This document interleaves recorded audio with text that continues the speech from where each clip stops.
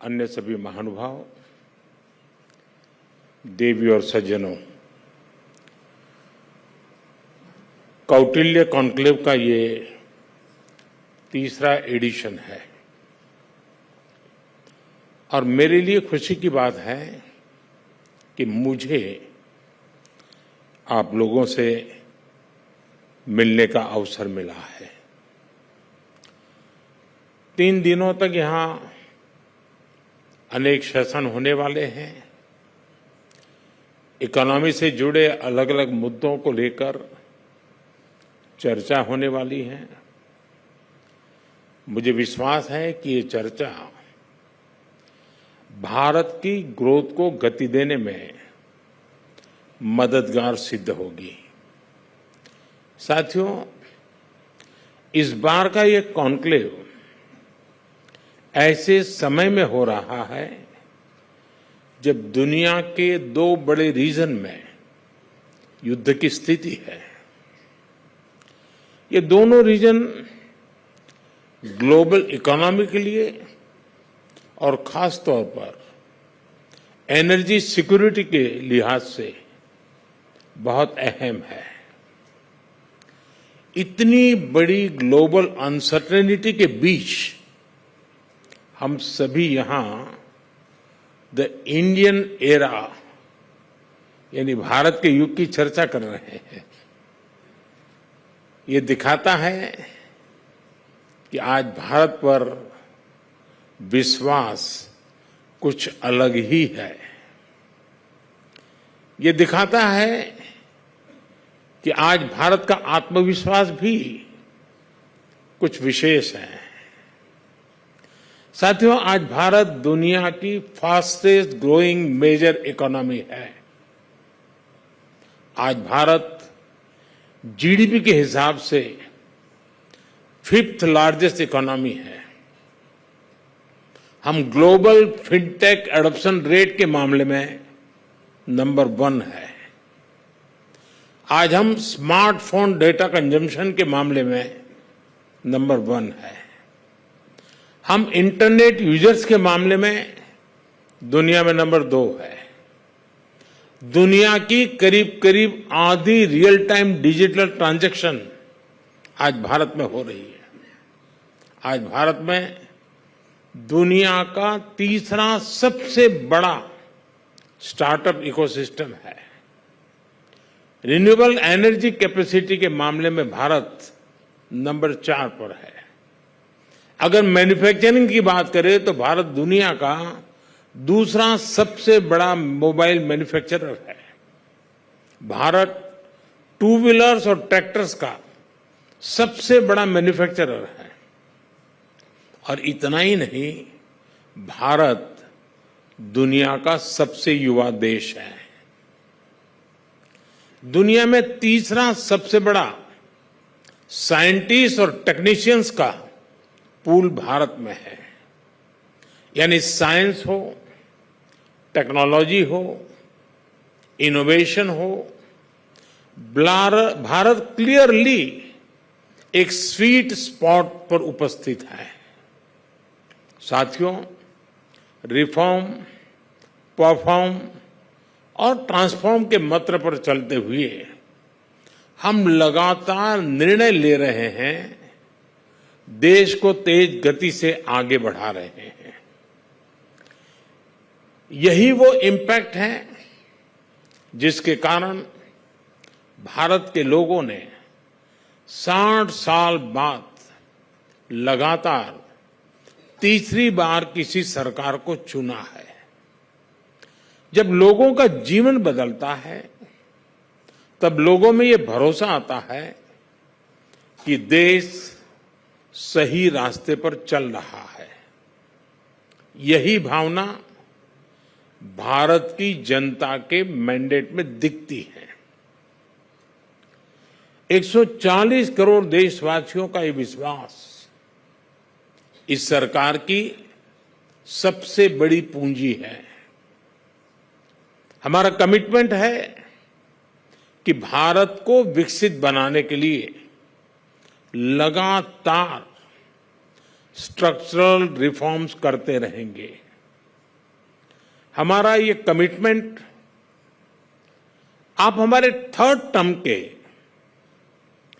पहले 3 महीनों के काम में भी देख सकते हैं।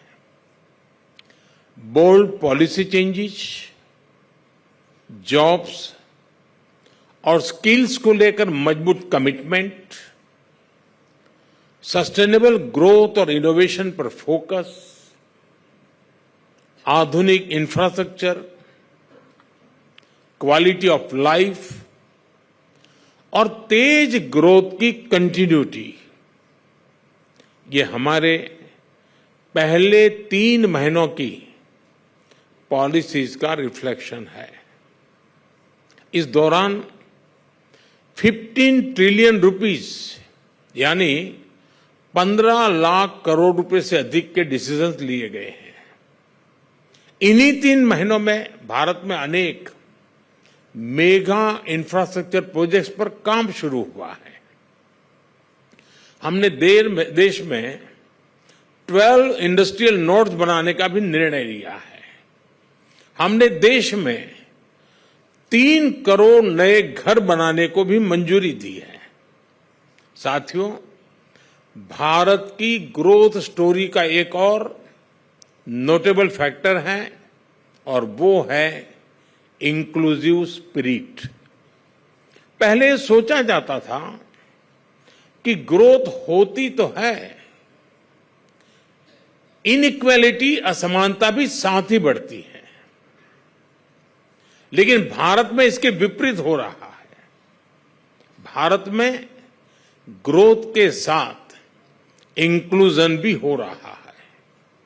इसी का परिणाम है कि पिछले 10 साल में 250 मिलियन यानी करीब करीब 25 करोड़ लोग गरीबी से बाहर निकले हैं।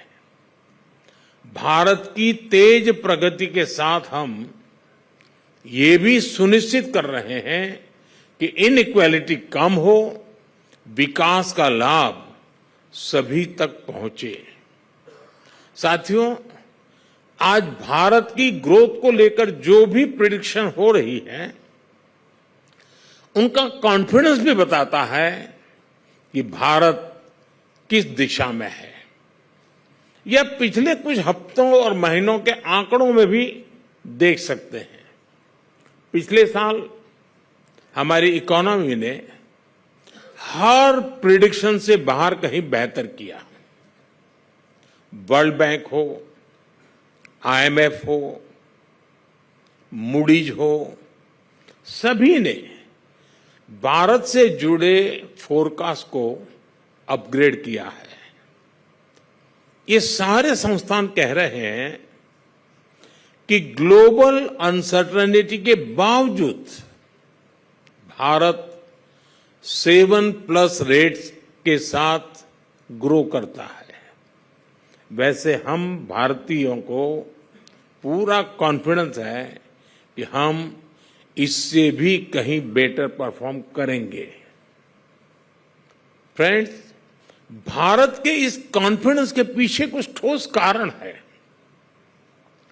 मैन्युफैक्चरिंग हो या फिर सर्विस सेक्टर, आज दुनिया भारत को इन्वेस्टमेंट के लिए पसंदीदा जगह मान रही है।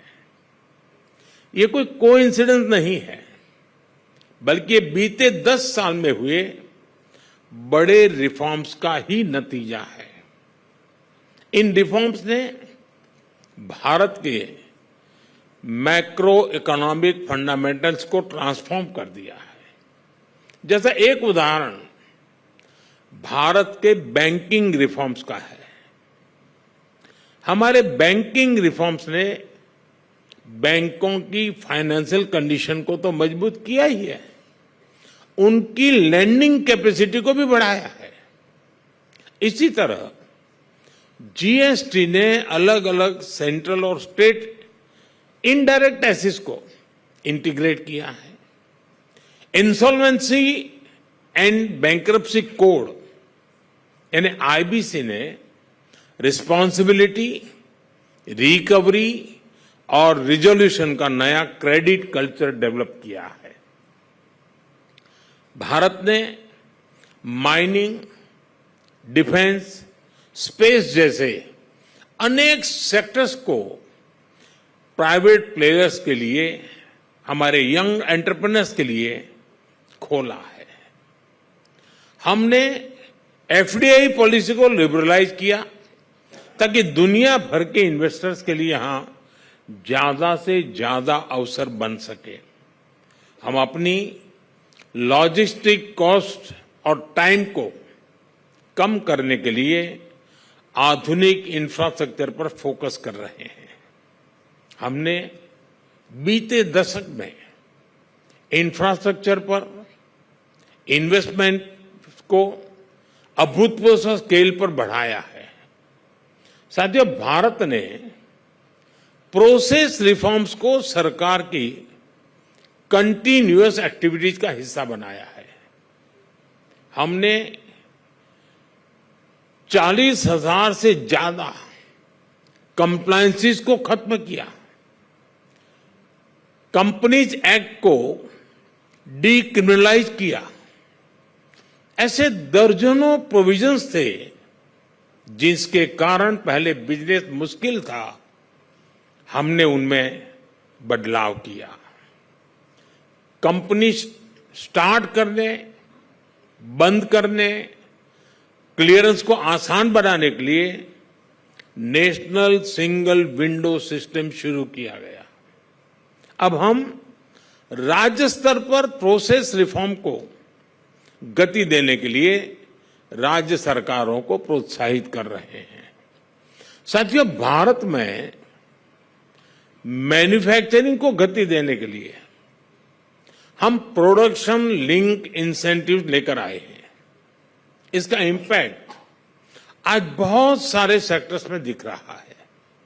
अगर मैं बीते 3 साल में ही पीएलआई के इंपैक्ट की बात करूं तो करीब 1.25 ट्रिलियन यानी 1.25 लाख करोड़ रुपए का इन्वेस्टमेंट आया है। इससे करीब 11 ट्रिलियन यानी 11 लाख करोड़ रुपए का प्रोडक्शन और सेल्स हुई है। स्पेस और डिफेंस सेक्टर में भी आज भारत की ग्रोथ शानदार है। इन दोनों सेक्टर्स को ओपन किए अभी ज्यादा टाइम नहीं हुआ है। स्पेस सेक्टर में 200 से ज्यादा स्टार्टअप्स आ चुके हैं। आज हमारी टोटल डिफेंस मैन्युफैक्चरिंग का 20% कंट्रीब्यूशन हमारी प्राइवेट डिफेंस कंपनियों का है। साथियों, इलेक्ट्रॉनिक सेक्टर की ग्रोथ स्टोरी तो और भी अद्भुत है। 10 साल पहले तक भारत ज्यादातर मोबाइल फोन का बड़ा इंपोर्टर था। आज 330 मिलियन यानी 33 करोड़ से ज्यादा मोबाइल फोन भारत में बन रहे हैं। यानी आप कोई भी सेक्टर देख लें, आज भारत में इन्वेस्टर्स के लिए इन्वेस्टमेंट्स और इन्वेस्टमेंट पर ज्यादा रिटर्न के बेहतरीन मौके हैं। साथियों, आज भारत का फोकस एआई और सेमीकंडक्टर जैसी क्रिटिकल टेक्नोलॉजीज पर भी है। इनमें हम काफी ज्यादा इन्वेस्टमेंट कर रहे हैं। हमारे एआई मिशन से एआई के क्षेत्र में रिसर्च और स्किल्स दोनों में वृद्धि होगी। इंडिया सेमीकंडक्टर मिशन के कारण 1.5 ट्रिलियन रुपए यानी 1.5 लाख करोड़ रुपए का इन्वेस्टमेंट हो रहा है। बहुत जल्द ही भारत के 5 सेमीकंडक्टर प्लांट्स दुनिया के कोने कोने में मेड इन इंडिया चिप्स पहुंचाने लगेंगे। फ्रेंड्स, आप सभी जानते हैं कि भारत एफोर्डेबल इंटेलेक्चुअल पावर का सबसे बड़ा सोर्स है। इसकी गवाही दुनिया भर की कंपनियों के 1700 से अधिक ग्लोबल कैपेबिलिटी सेंटर्स है जो आज भारत में काम कर रहे हैं। इनमें 2 मिलियन यानी 20 लाख से ज्यादा भारतीय नौजवान दुनिया को हाईली स्किल्ड सर्विस दे रहे हैं। आज भारत अपने इस डेमोग्राफिक डिविडेंड पर अभूतपूर्व रूप से फोकस कर रहा है और इसके लिए एजुकेशन, इनोवेशन, स्किल्स और रिसर्च पर